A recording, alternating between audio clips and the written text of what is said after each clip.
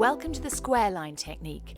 This hair shape epitomizes the line series and forms the foundation upon which all further applications of this technique are based. In this instance, a square line with a fringe is being executed.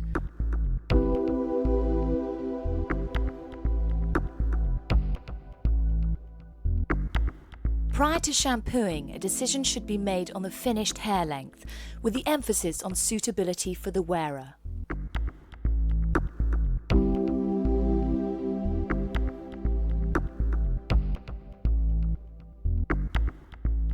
Make a thorough assessment of the hairlines, including the nape and the hair around the ears, and for this shape, pay particular attention to the crown, as this will have a bearing on the finished result.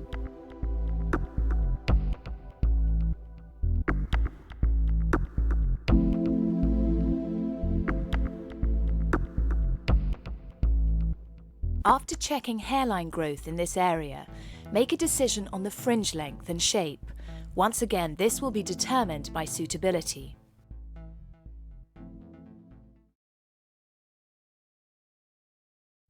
Having shampooed and conditioned the hair, determine the natural parting by combing the hair away from the face as shown and pushing gently forward. This will allow the hair to fall into its natural position. Notice how the hairline in front grows asymmetrically. To achieve the correct balance, this will have to be allowed for in the cut.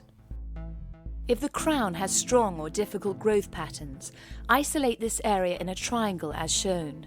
This will be dealt with at a later stage after the rest of the hair shape has been completed. Ensure now that the client is sitting upright with arms and legs uncrossed.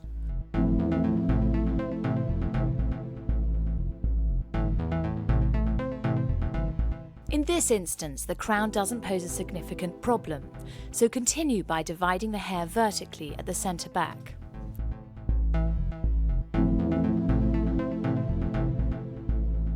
Now take a horizontal section. In order to produce a square shape, this section should be slightly inverted. This will also compensate for the roundness of the neck and the inclination of the head. Keep the head tilted forward through this part of the process to minimise the undulations of the neck. Comb the hair in the direction in which it grows and cut a line that mirrors the angle of the section. Extend the line into the corner, taking care not to over-direct the hair.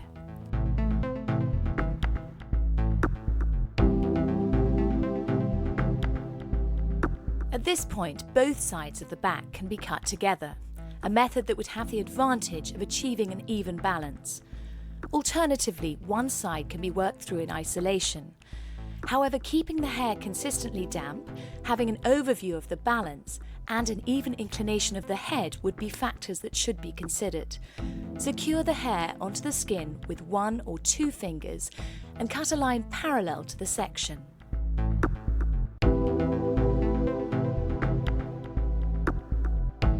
Now check the balance of the line on either side.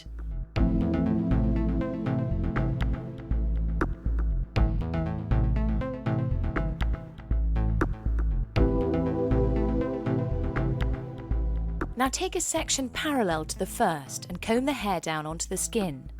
Whilst cutting, the hair can be secured with either the back of the hand, which will give maximum tension, or 1 or 2 fingers, which will give less tension. With either method, use fine sections and always follow the guideline.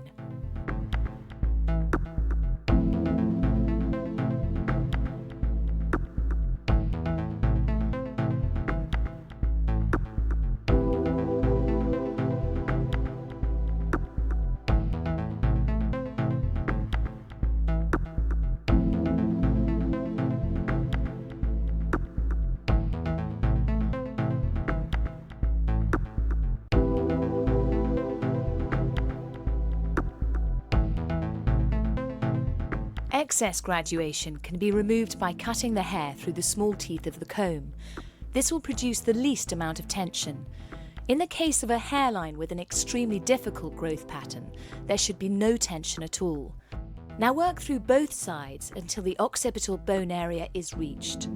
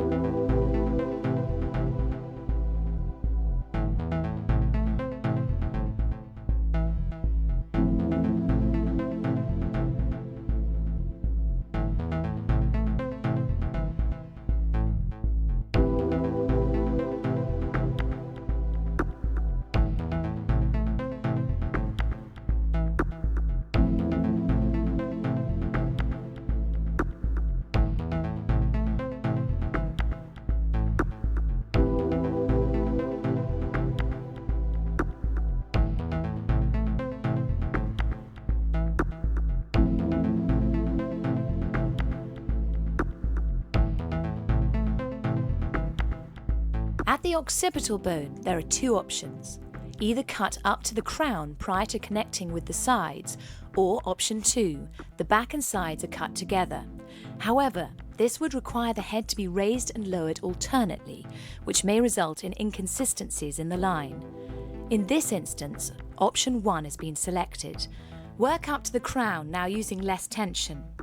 As the sections progress, gradually bring the client's head into a slightly less tilted forward position.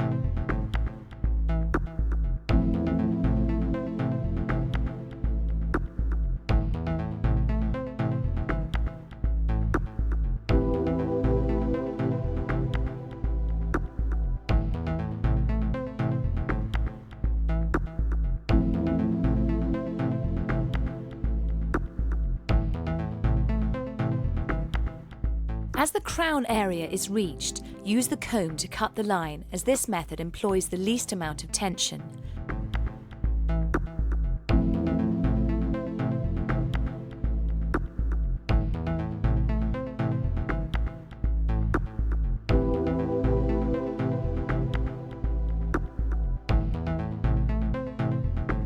Take care to divide the hair correctly around the ears.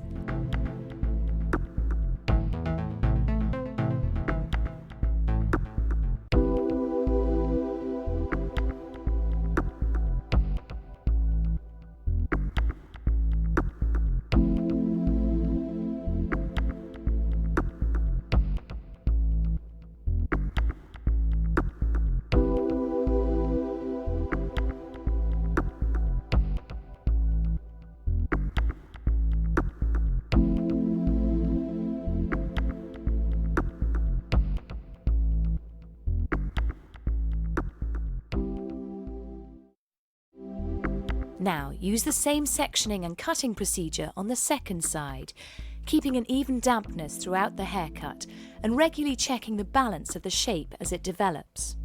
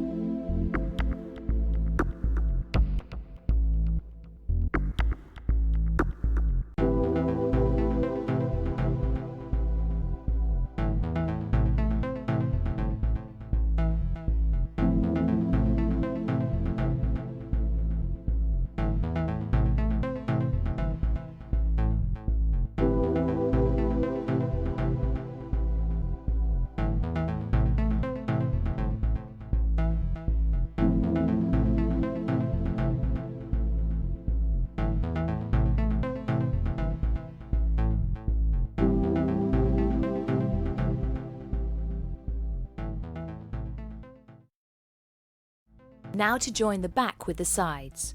With the head in a natural position, using the hair behind the ear as a guide, take a section that flows from the back to the front. Ensure that the first section contains sufficient hair to give definition to the line. Always check behind the ears for loose ends.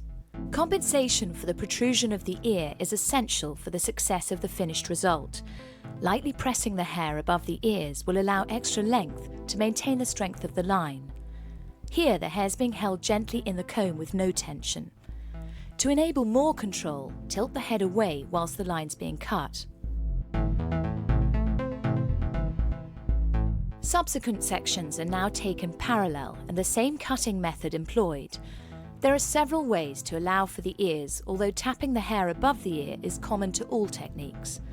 Holding the hair in the comb, as shown here, puts the least amount of tension on the hair. Holding the hair in the comb and over-directing back will give slightly more graduation, and holding the hair onto the skin with the fingers or the back of the hand will put the most tension on the hair.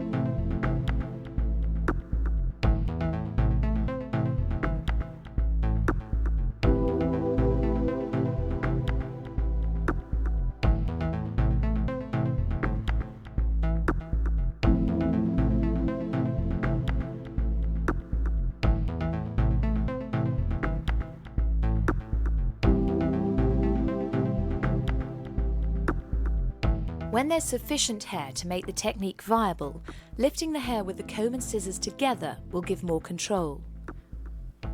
Now continue to the original parting.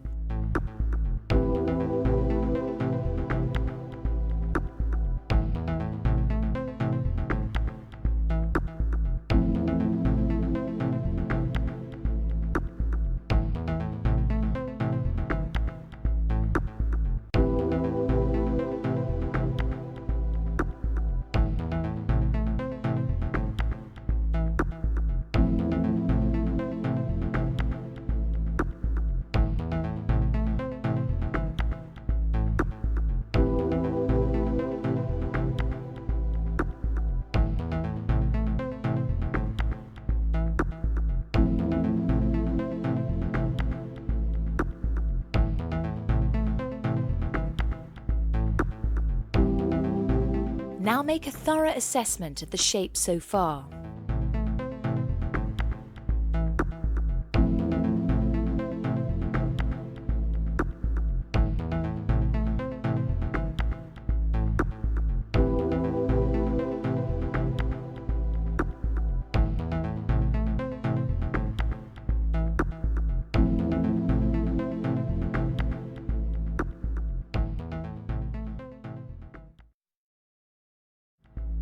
Now use the same sectioning and cutting procedure as for the first side.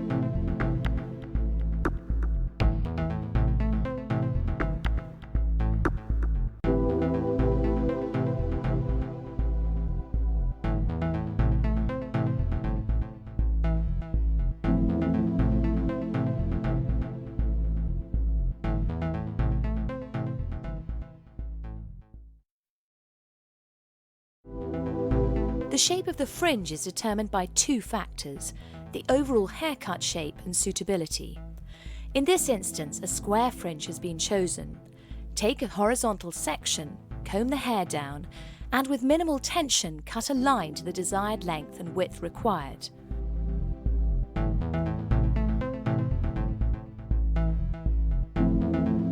The cutting line mirrors the angle of the sections.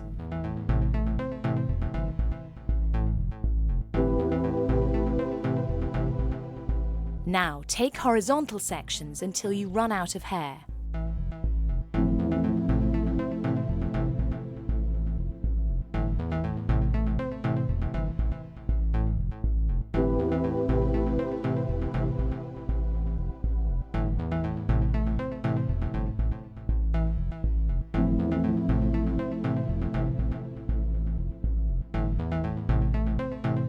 Because of the density of the hair, sectioning has been reduced to a minimum.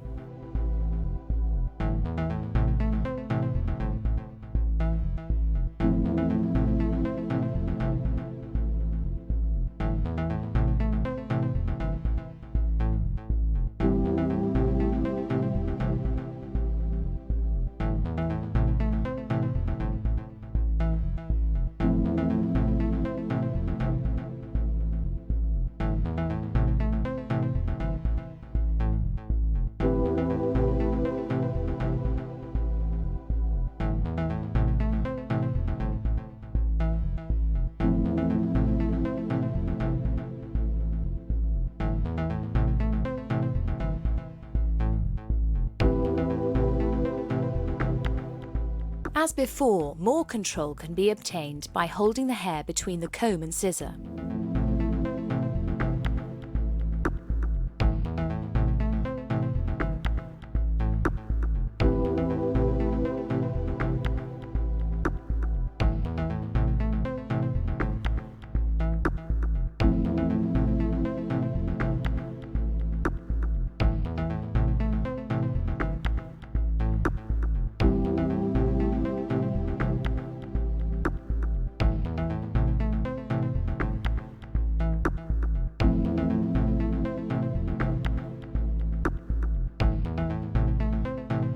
There are various methods of sectioning off a fringe.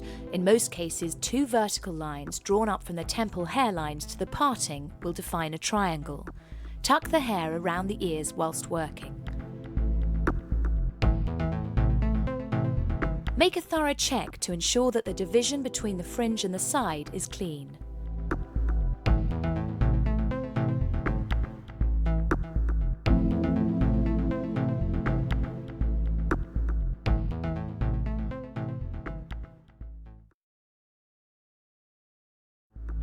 Now use the same sectioning and cutting procedure as for the first side.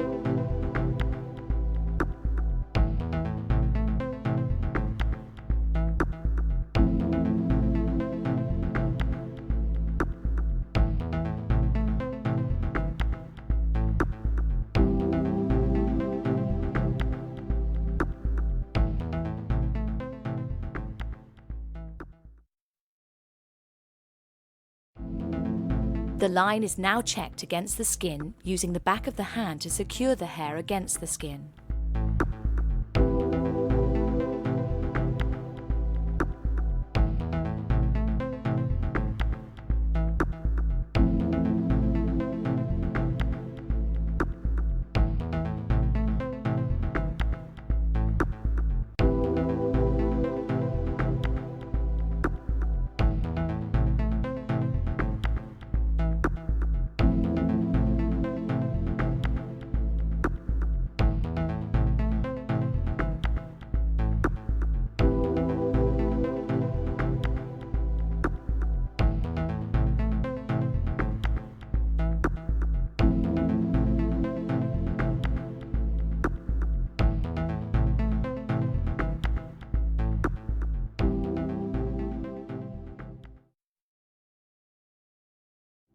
Prepare the blow dry by damping the hair with a suitable finishing product and combing into place. Now use a wrap drying technique that starts from and employs the same sections as the cut.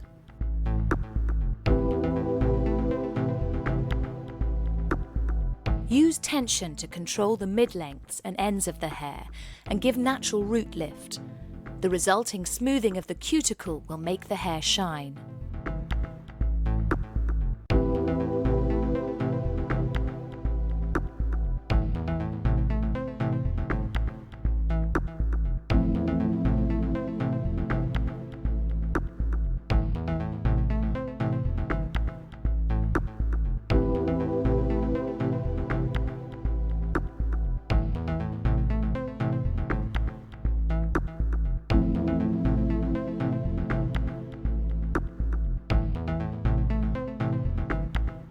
Using both hands will ensure that the hair has the same finish on both sides.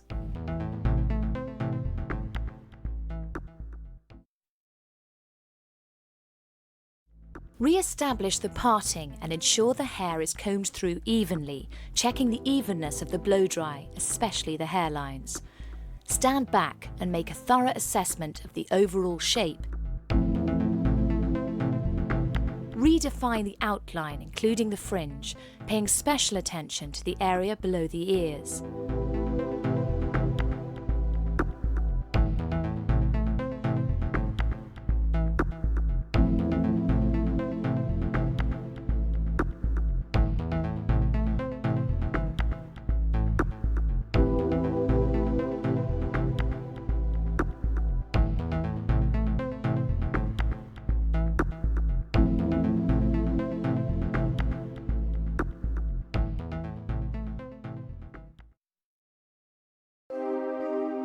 Here is the finished result, a timeless classic that epitomizes healthy, shiny hair.